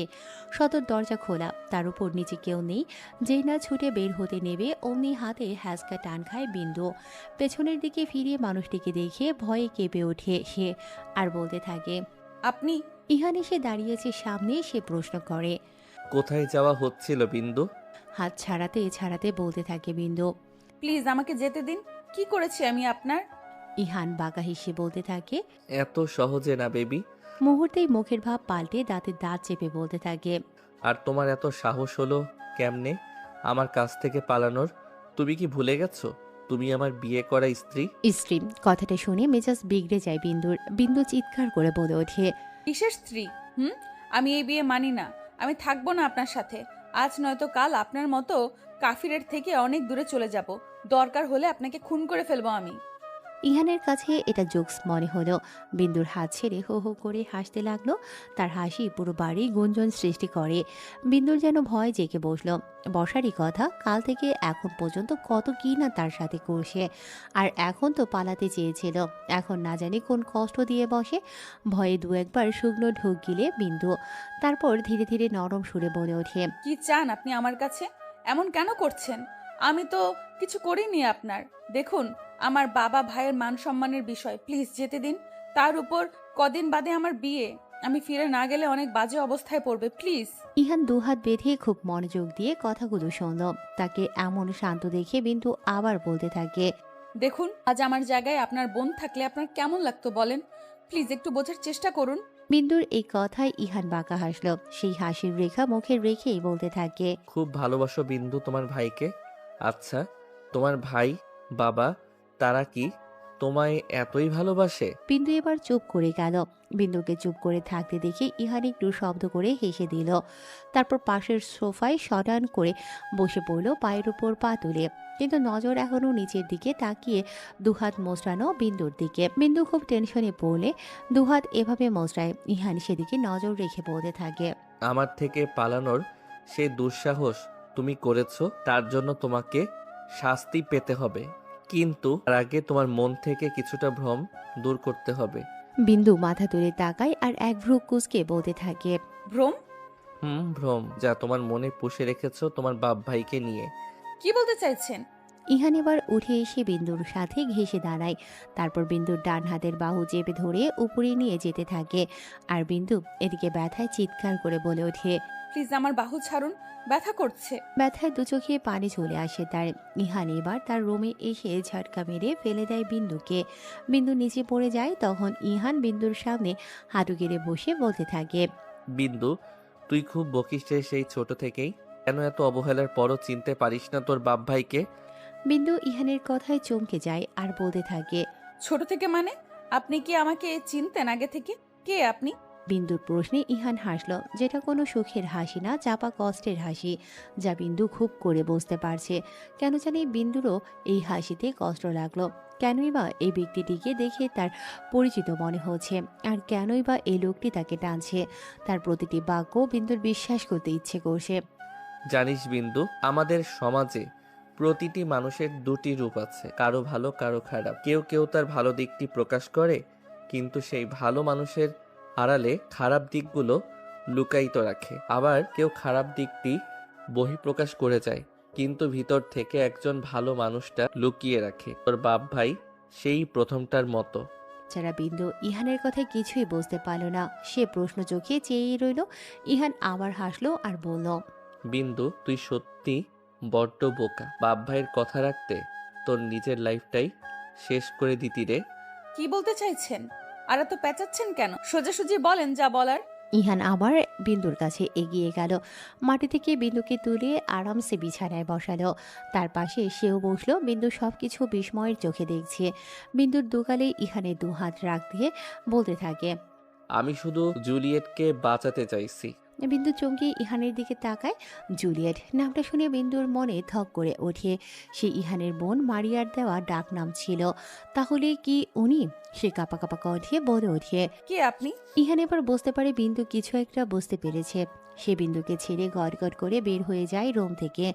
তখনই বিন্দুও যেতে নেয় পিছু, কিন্তু পারে না। ইহান রুমের দরজা লাগিয়ে দিয়েছে বাহির থেকে। বিন্দু এবার কেঁদে দেয়। সে চিৎকার করে বলতে থাকে, ইহান ভাইয়া, প্লিজ দরজা খোলেন, প্লিজ আমার কথা শুনুন, প্লিজ। ইহান চলে গেছে। বিন্দু দরজার পাশে বসেই কান্না করছে আর ভাবছে, তুমি তোমার ফ্যামিলিরা সব তো পুড়ে গিয়েছিলে তাহলে? অনেক প্রশ্ন জেগে বসেছে তার মনে, কিন্তু উত্তর যার কাছে সে চলে গেছে। কি করবে বিন্দু? কিছুই বুঝতে পারছে না। বসে বসে জল ফেলছে শুধু। তার মনে এখন একই সাথে ভয়, কষ্ট এবং নতুন এক আশা কাজ করছে। যদি এ লোকটা সত্যিই তার ছোটবেলার বন্ধু ইহান হয়, তাহলে কেন সে এত নির্মম আচরণ করছে? প্রতিশোধের এই খেলাটা কি তার বাবা ভাইকে নিয়ে, নাকি অন্য কিছু? ছোটবেলায় সেই স্মৃতিগুলো তার কাছে ঝাপসা হয়ে আসে, কিন্তু ইহানের স্পর্শ আর জুলিয়েট নামটা তার মনে গভীর ছাপ ফেলে যায়। এদিকে ইহান আজ আবার বাড়ি এসেছে ড্রিঙ্কস করতে। পাশেই রাহুল বসে হাতে তার ফোন, যা বারবার চেক করছে। বোঝাই যাচ্ছে কারো ফোনের জন্য অপেক্ষা করছে সে। তখনই ফোনের রিংটোন বেজে উঠল, সাথে সাথে রিসিভ করলো। ওপাশ থেকে কিছু শুনে মুখে একটা চওড়া হাসি দিয়ে বলতে থাকে, গুড জব, তোমার সম্মান তুমি পেয়ে যাবে। রাহুলের কথায় ইহান রাহুলের দিকে তাকায়। রাহুল বলে ওঠে, ডান। ইহানের মুখে রহস্যময় হাসি। রাহুল তখনই বলে ওঠে, আমাদের এবার যাওয়া উচিত। ইহান মাথা নেড়ে সায় দেয়। সে দ্রুত ড্রিঙ্কসের গ্লাস শেষ করে উঠে দাঁড়ায়। তার চোখে এখন স্পষ্ট বিজয়ের ছাপ। বিন্দুকে তার প্রতিশোধের খেলায় আনাটা কেবল শুরু ছিল, এখন আসল খেলা শুরু হবে। গভীর ঘুমে আচ্ছন্ন বিন্দু, কিন্তু চোখের কোণে এখনো ফোঁটা ফোঁটা জল জমে আছে। চোখ মুখ ফুলে লাল হয়ে আছে, দেখেই বোঝা যাচ্ছে কাঁদতে কাঁদতে ঘুমিয়ে গিয়েছিল সে। ইহান সেই কখন থেকে ঘুমন্ত বিন্দুকে দেখে যাচ্ছে আর ভেবে যাচ্ছে, তোমাকে অনেক কষ্ট দিয়ে ফেলেছি বিন্দু, আর না, এবার তোমাকে আপন করে নেব। তুমি হয়তো ভাববে আমি কেন এভাবে তোমাকে বিয়ে করেছি, ভাবারই কথা।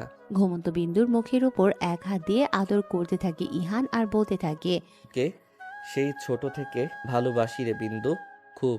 তোকে সবসময় খুশি রাখতে চাইতাম, কিন্তু তার আগেই সব এলোমেলো হয়ে গেল। আমি চাইনি এক নরক থেকে অন্য নরকে তুই যাস। তোর ভাই যে তোর বিয়ে এমন একজনের সাথে বিয়ে ঠিক করেছে যে তোকে বিয়ে করে নিয়ে বেঁচে দিত। তুই বল আমি তা জেনে শুনে কিভাবে ওদের কাছে ফেলে রাখতাম? আমি তো চাই আমার ছোট বিন্দু সুখে থাক।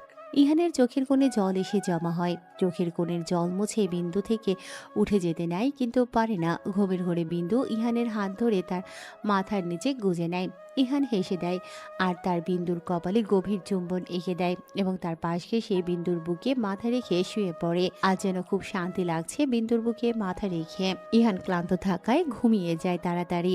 তখনই চোখ খুলে বিন্দু। ইহানের স্পর্শে তখন ঘুম ভেঙে গিয়েছিল তার, কিন্তু তা বুঝতে দেয়নি বিন্দু।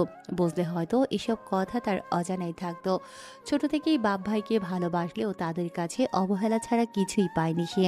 কিন্তু এই একটি ব্যক্তি সেই ছোট থেকেই তাকে আগলে রেখেছে, তার ছোট ছোট আবদার পূরণ করে গেছে। এসব ভাবতেই বিন্দুর মনে পড়ে যায় সেই ছোট্টবেলার কথা। ইহানের সাথে হাতে হাত ধরে স্কুলে যাওয়া, পুকুর পাড়ে বসে বসে আড্ডা দেয়া। ছোটবেলার কথা মনে পড়তেই হেসে দেয়। তারপর ইহানকে জড়িয়ে ধরে ঘুমের সাগরে ডুব দেয়। পর্দার আড়াল দিয়ে এক ফালি রোদ এসে পড়ে ইহানের চোখে। ইহান ঘুমের মাঝেই চোখ কুঁচকে যায় বারবার। বিন্দু মাত্রই গোসল সেরে রুমে আসে। ইহানের চোখের ওপর রোদ পড়াতে চোখ কুঁচকে থাকতে দেখে তার সামনে যায়। রোদ আড়াল করে তার সামনে দাঁড়ায়। ইহান তখন চোখ মুখের ভাঁজ ঠিক করে ফেলে। বিন্দু তা দেখে মাথায় দুষ্ট বুদ্ধি কাজ করে। সে সরে যায় ইহানের সামনে থেকে, আবার কুঁচকে নেয় মুখ চোখ, আবার সামনে গিয়ে দাঁড়ায়। এমন করে বিন্দু মুস্কি হাসতে থাকে। আজ অনেকদিন পর তার ইহান ভাইয়ের সাথে দুষ্টুমি করার সুযোগ পেয়েছে, তা হাতছাড়া করতে চায় না সে। এক পর্যায়ে ইহান নড়ে চড়ে ওঠে, তা দেখে বিন্দু দৌড় দিতে নেয়। তখনই খপ করে ধরে ফেলে ইহান তার হাত আর টান দিয়ে বিছানায় ফেলে দেয়। হঠাৎ এমন হওয়ায় চোখ বড় বড় করে তাকিয়ে আছে সে ইহানের দিকে। ইহান বিন্দুকে বিছানার সাথে চেপে ধরে বলতে থাকে, আমার ঘুম হারাম করে এখন পালানো হচ্ছে না? বিন্দু শুকনো ঢোক গিলে বলতে থাকে, আমি কিছু করিনি। ইহান এবার তার বাম হাতের এক আঙুল দিয়ে কপাল থেকে গলা পর্যন্ত স্লাইড করতে থাকে। এমন করাতে বিন্দুর শরীরে শিহরণ দিয়ে উঠল। বিন্দু চোখ খিচিয়ে বন্ধ করে ফেলল।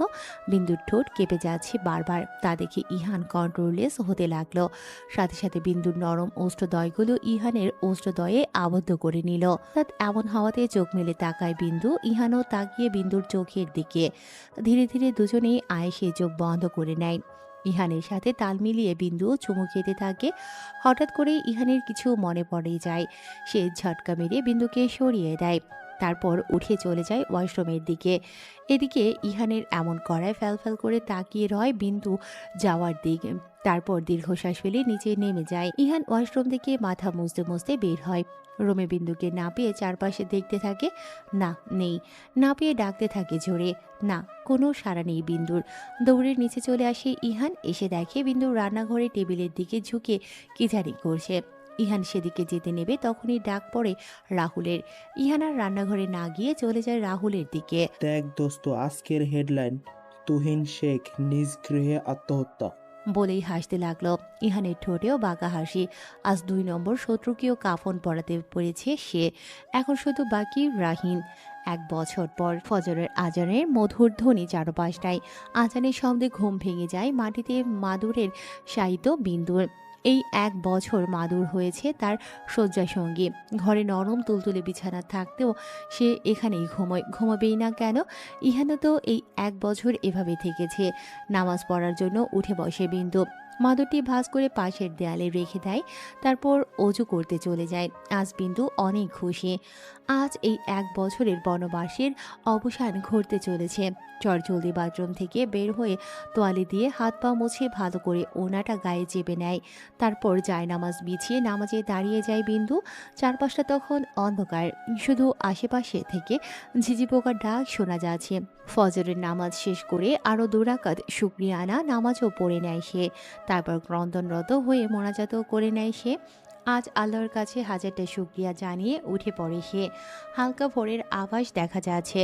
খুব পূর্ব দিক হালকা সোনালি আলো উকি দিচ্ছে, চারপাশটার অন্ধকার দূর করে দিচ্ছে ধীরে ধীরে। যেমনটি বিন্দুরও আজ তার জীবনের বিগত 1 বছরের অন্ধকারের অবসান ঘটিয়ে আলোর দেখা মিলতে যাচ্ছে। বারান্দার রেলিং ধরে দাঁড়িয়ে আকাশ পানে তাকিয়ে ভেবে যাচ্ছে বিন্দু। কিছু একটা মনে হতেই বিন্দু ছুট লাগায় রান্নাঘরের দিক। আজ নিজ হাতে সব করবে সে। রান্নার সব আইটেম করবে তার ইহানের পছন্দের। রান্না করা প্রায় শেষের দিকে। আজ বিন্দু তার ইহানকে পেট পুড়ে খাওয়াবে। তার জন্য আজ মন পছন্দের আইটেমের একটিও বাদ রাখেনি। যেমন চাপা ভর্তা, মাংসের শুটকি, করলা দিয়ে বড় মাছ, ধনে পাতা দিয়ে মাছের ডাল আর বুটের হালুয়া। কাজ শেষে তার হাত মুছতে মুছতে রুমে আসে বিন্দু। ঘড়ির দিকে তাকিয়ে আছে সে। সময় যেন আজ কাটছেই না, আর যেন তর সইছে না তার। খাটের পাশে গিয়ে চুপটি করে বসে পড়ে বিন্দু। খাটের পাশের সেন্টার টেবিল থেকে একটি ছবি হাতে নিয়ে শাড়ির কোনা দিয়ে মুছে বলতে থাকে, আর কত অপেক্ষা করব? এই অপেক্ষা আমাকে যে কুড়ে কুড়ে খাচ্ছে। জলদি চলে আসেন না। দেখেছেন কি হাল হয়েছে তার? এত পেন কেন দেন? কাঁদতে থাকে বিন্দু। প্লিজ তাড়াতাড়ি আসেন, প্লিজ। কাঁদতে লাগলো বিন্দু আর ডুব দিল সেই বছরখানেক আগে তাদের বিচ্ছেদের দিনগুলিতে। 1 বছর আগে রাহিন আর তার বাবা মাথায় হাত দিয়ে বসে আছে। তাদের সামনে সেন্টার টেবিলে রাখা কিছু ছবি বিন্দু আর ইহানের বিয়ের, সাথে একটি খাম যেখানে আছে ফটোকপি করা একটি কাবিননামা, যা দেখে রাহিনের মা বারবার ফিট হচ্ছেন। রাহিনের স্ত্রী তার মাথায় পানি ঢালছেন বারবার। আমি জানতাম এই মেয়েটার জন্য নাক কাটবে আমাদের, আর তাই হলো। আর কি করব? আর এই ইহান কেমনে বাঁচলো? আমরা তো ওরে সহ। শোনো বাপ, আমাদের সাথে যারা জড়িত তারা অলরেডি মরে গেছে। আমার তো সন্দেহ ওগো এই পুচকে পোলাপাইন মারছে। চিন্তিত হয়ে পড়ছেন তারা। তারপর কাউকে কল করে রাহিন। কেটে দিল ফোন। ইহান আর রাহুল তার বাড়িতে ফিরে যায়। দেখ দোস্ত, এগুলো করাটা কি ঠিক? ঠিক। এখন ওরাই আমাদের কাছে ধরা দেবে। আমি শুধু নিজ হাতে রাহিনকে মারতে চাই। আমি তোর সাথে আছি ইহান। তুই আছিস তাই এত দূর এগিয়েছি। তোকে যে কি বলে ধন্যবাদ দিব।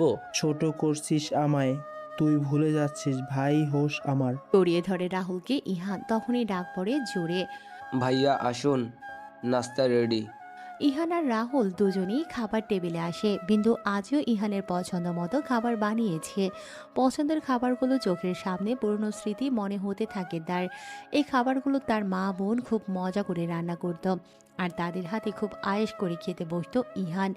ইহানের চোখে মুখে বিষণ্ণতা ফুটে ওঠে, যা বিন্দুর চোখে এড়ালো না। বিন্দু এসে ইহানের কাঁধে হাত রেখে বসালো। আজ বিন্দুরও কষ্ট লাগছে। তার ফ্যামিলির জন্যই আজ ইহান এত দূরে। ইহান চেয়ার টেনে খেতে বসলো, সাথে রাহুলও। ভাত বেড়ে দিতে থাকে বিন্দু। ইহান আর রাহুল মাত্রই ভাতটা মুখে দিল, তখনই ফোনটা বেজে ওঠে। বর্তমান বিন্দু সেই 1 বছর আগে স্মৃতি থেকে ফিরে আসে। তার হাত দিয়ে ছবিটি ধরে রাখে।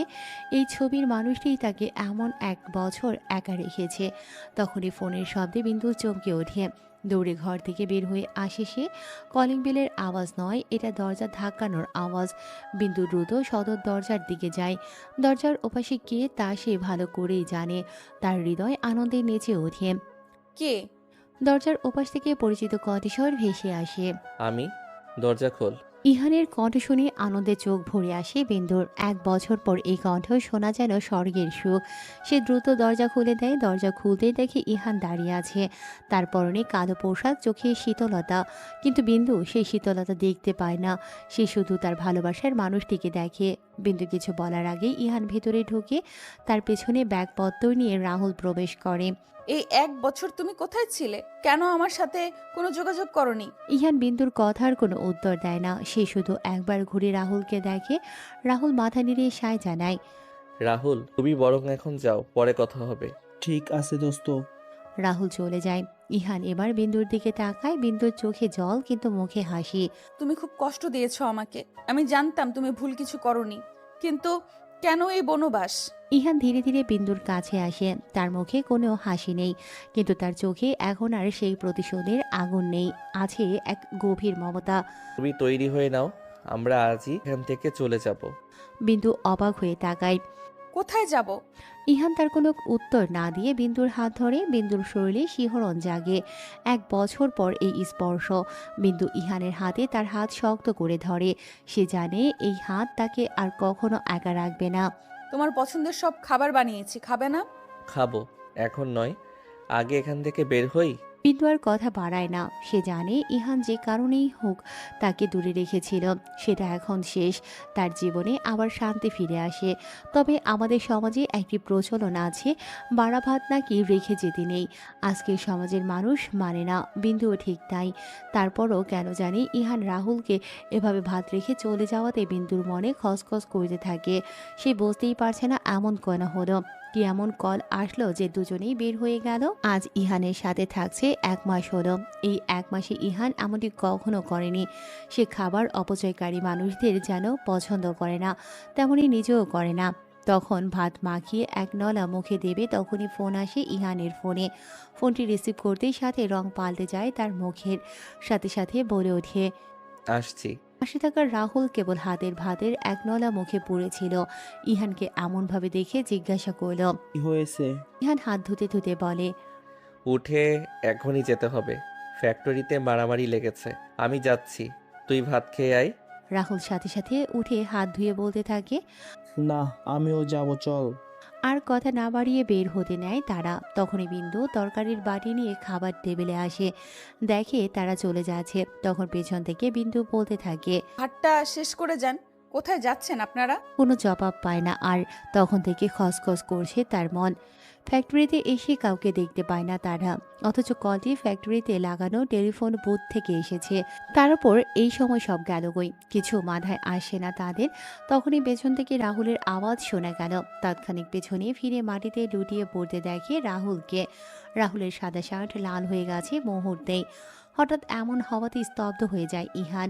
চোখের সামনে প্রিয় বন্ধুকে ছটফট করতে দেখে আর সামলাতে পারছে না নিজেকে। অশ্রুসিক্ত নয়নে চিৎকার করে ডাকছে, কিন্তু কাউকে পাচ্ছে না। শেষ পর্যন্ত নিজেই গাড়ি করে হাসপাতালে নিয়ে আসে। হাত পা কাঁপছে ইহানের। আজ দ্বিতীয়বার তাকে সেই কাছের মানুষদের হারানোর পেন কেমন তা অনুভব করতে হচ্ছে। কেনই বা এত পেন তার জীবনে। রাহুলকে ওটিতে নেওয়া হয়েছে। পৃথিবীতে ইহানের যেমন কেউ নেই, তেমনি বাবা মা মারা যাওয়ার পর রাহুলেরও কেউ নেই। দুজন দুজনকে আঁকড়ে বেঁচেছে। আর আজ তার বন্ধু, তার ভাই এই পেন সহ্য করছে। ওটির সামনেই হাঁটু গেড়ে বসে কাছে ইহান। তখন চোখ মুখ শক্ত করে দাঁড়িয়ে পড়ে, হাত দুটো মুষ্টিবদ্ধ করে দাঁতে দাঁত চেপে বের হয়ে যায় আর বিড়বিড় করে বলতে থাকে, সব কটাকে আজ শেষ করে দেব, আজ কাউকে ছাড়বো না। রাতের গভীরতা বৃদ্ধি পাচ্ছে, সাথে বিন্দুর চিন্তাও। তখনই জায়নামাজে বসে আল্লাহর কাছে 2 হাত তুলে দোয়া করতে থাকে। আজ যে তার মন ভালো নেই। সামনে ইহানকে ডেকে যাচ্ছে। কদিন ইহান এত রাত করেনি, সব সময় টাইমলি ঘরে ফিরেছে। সালাত আদায় করত, বাজে সব নেশা সেরেছিল। এমনকি রাতের সালাত দুজনেই আদায় করত। তাহলে এমন কি হলো যে ইহানের আজ কোনো খবর নেই, সাথে রাহুলেরও। এই ছেলেটা যে বিন্দুকে ভাইয়ের মতো আদর করত। বিন্দুর কথাই এ বাড়িতেই থাকতো রাহুল। দিনগুলো তো ভালো কাটছিল, তাহলে কেন এসব হচ্ছে? প্রশ্নের উত্তর একটাও নেই তার কাছে। পুলিশের সামনে বসে আছে ইহান, সারা শরীরে রক্তমাখা, চুলগুলো এলোমেলো, হাতে থাকা ছুরিটি এগিয়ে দিয়ে বলে, আমি মাত্র খুন করে এসেছি 2টো, তার আগেও করেছি অনেকগুলো। একটি পেন ড্রাইভ এগিয়ে দেয়। এখানে সকল তথ্য আছে, আপনি আমাকে এখন জেলে নিতে পারেন। পুলিশটি যেন থ হয়ে গেছে। তিনিও জানেন যাদের ইহান মেরেছে এরা কতটা খারাপ ছিল। তাদের ধরার সামর্থ্য তাদের নেই। পুলিশের লোকটি অনেক খুশি হন, তাই ইহানকে ছেড়ে দিতে চান, কিন্তু তাতে ইহান রাজি না। বাধ্য হয়ে জেলে ঢোকাতে হয় ইহানকে। এভাবে কেটে যায় কয়েক মাস। সেদিনের পর থেকে ইহানের জেল হয় 1 বছরের। আরও বাড়ত, কিন্তু পুলিশেরা তা করতে দেয়নি। তারা অনেক সাপোর্ট করে ইহানকে। এইদিকে রাহুলও সুস্থ, কিন্তু ইহানের জন্য মন অনেক খারাপ। ইহানের সাথে রাহুলও জড়িত, তাহলে সবকিছু থেকে কেন তাকে বিরত রাখলো? কিন্তু বাপ ভাইয়ের জন্য শোকে থাকলেও তার বাপ ভাইয়ের কৃতকর্ম শোনার পর এক ফোঁটাও কাঁদেনি। কাঁদবেই বা কেন? তাদের জন্য কত নিরীহ মানুষ প্রাণ হারিয়েছে, কত মেয়েরা তাদের সম্মান হারিয়েছে। তাই সে খুশি, তাদের আল্লাহ বিচার করেছেন। বিন্দু এতেও খুশি। আর তার ইহান নিজের ভুল বুঝতে পেরেছে। ইহান জেলে যেভাবেই ছিল, বিন্দুও ঠিক এমনভাবে থাকার ট্রাই করেছে। যেমন ইহান ওখানে মাটিতে ঘুমোতো, বিন্দুও তাই করত। ইহান সেখানে দুমুঠো চাল ভাত, কাঁচামরিচ, শক্ত রুটি এসব খেত, বিন্দুও তাই। দুজনে এক প্রকার বনবাসের মতো কাটিয়েছে। 1 বছরেই ইহানের জন্য ভালোবাসা বেড়েই চলেছে তার। ইহানের স্পর্শগুলো মিস করেছে। বাসার কলিং বেল বাজতেই দৌড়ে নিচে নেমে আসে বিন্দু। রাহুলের সাথে ইহানকে দেখে আর সইতে পারে না সে। দৌড়ে জাপটে ধরে তাকে, ইহানও তাই। জড়িয়ে ধরে শক্ত করে আর কাঁদতে লাগে দুজনে। আজ যেন অপেক্ষার দিন শেষ হলো। জোজো আর রাহুলও কেঁদে দিল তাদের এভাবে কাঁদতে দেখে। ঘড়ির কাঁটা টিং টিং করে বেজে জানান দিচ্ছে 12টা বেজে গেছে, কিন্তু বারান্দার ফ্লোরে বসে থাকা দাম্পত্যের যেন সেই খেয়াল নেই। দূর আকাশের মিটিমিটি তারাগুলো দেখতে ব্যস্ত তারা, তার সাথে নানা গল্পে মেতে। ইহান দেয়াল ঘেঁষে বসে, তার কোলে বিন্দু। বিন্দুর মাথায় হাত বুলিয়ে দিচ্ছে ইহান, আর বিন্দুর নানা কথা শুনছে। কথায় এক পর্যায়ে বিন্দুকে পেছন থেকে জড়িয়ে ধরে ইহান। সাথে সাথে কেঁপে ওঠে বিন্দু, আর ইহান বলতে থাকে, তোর সাথে অনেক অন্যায় করেছি বিন্দু, আমাকে মাফ করে দিস। 1 বছরে কে অনেক মনে করেছি, কতবার এমন হয়েছে ছুটে আসতে চেয়েছি তোর কাছে, কিন্তু পারিনি। ইহানের কথার মাঝে বিন্দু তার ঘাড়ে ভেজা অনুভব করলো। বুঝতে বাকি নেই ইহান কাঁদছে। বিন্দুর চোখ টলটল করছে। ইহান বলতে থাকে, আমার লাইফে যতটা পেইন আমি সহ্য করেছি তা আমি বাচ্চাদের করতে দেব না। তাদের অনেক হ্যাপি রাখবো, একটা হ্যাপি ফ্যামিলি বানাবো। পাশে থাকবি তো আমার? বিন্দু মাথা নাড়ায়। ইহান হেসে দেয় আর উঠে দাঁড়ায়। তা দেখে বিন্দু তার দিকে তাকায়। বিন্দু কিছু বলতে নেবে, তার আগে ইহান বিন্দুকে কুলে তুলে নেয় আর ঘরের দিকে পা বাড়ায়। সকল মান অভিমান পেন ভুলে নতুন জীবন শুরু করতে পা বাড়ায়।